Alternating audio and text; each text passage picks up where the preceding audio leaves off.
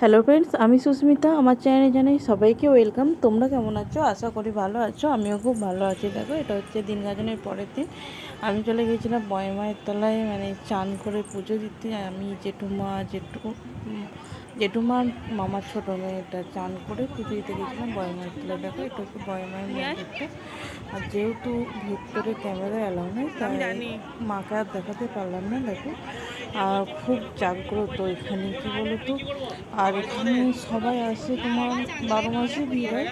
বেশি ভিড় হয় ওই আষাঢ় শ্রাবণ মাস করে, ওই অক্ষয় মানে অমাবস্যাতে বেশি ভিড় হয়।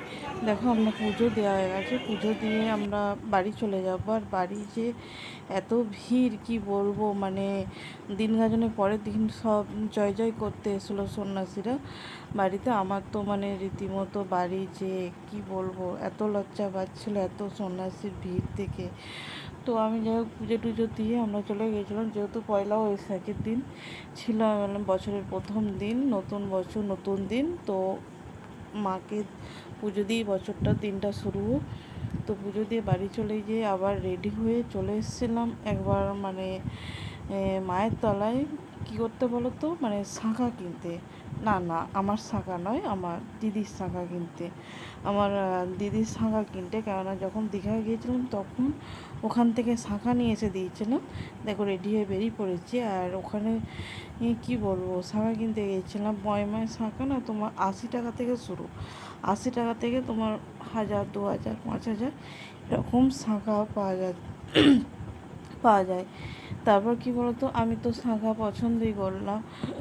দেখছিলাম, জেঠুমা বলছে দেখ তোর কোনটা পছন্দ। আর আমার সত্যি কথা বলতে কি, শাঁখা বলা বলি কথা কি, খুব মোটাও পছন্দ করে ভালো লাগে না, খুব সরু, মানে সরুটাই বেসিক্যালি আমার ভালো লাগে। যাই হোক, আমার দিদি তো সরু পড়ে না, তো যে যেমন পড়ে তাকে তার মতন কিনে দিতে হবে। আর আমার দিদি জানো তো, প্রত্যেকবার এখান থেকেই আমি শাঁখা কিনে পাঠিয়ে দিই।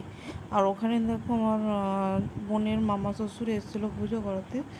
তো ওখানে দেখা হলো, মিষ্টি দিয়ে আমাদেরকে কিনে দিল। আমার তো মানে ভালো লাগছিল না, যেটা বলছে 1 টাকা। বলছি দূর, আমি খাবো না, তুমি খেয়ে নাও। দেখো এখানে দোকানগুলো বসে, আর এই দোকানটা হচ্ছে সব থেকে বড় দোকান বয়ে। আমরা বাড়ি যেয়ে দেখছি সব সন্ন্যাসীরা জয় জয় করছে। মামা যেহেতু ফুচকা ব্যবসা করে, তো ফুচকা বিক্রি করছে।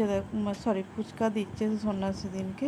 আর বাড়ি এসে তো আমি নতুন খাতা করতে গিয়েছিলাম 3 জায়গায়। দেখো কী কী দিয়েছে নতুন খাতায়। আর ভিডিওটা ভালো লাগলে অবশ্যই লাইক, কমেন্ট অ্যান্ড শেয়ার।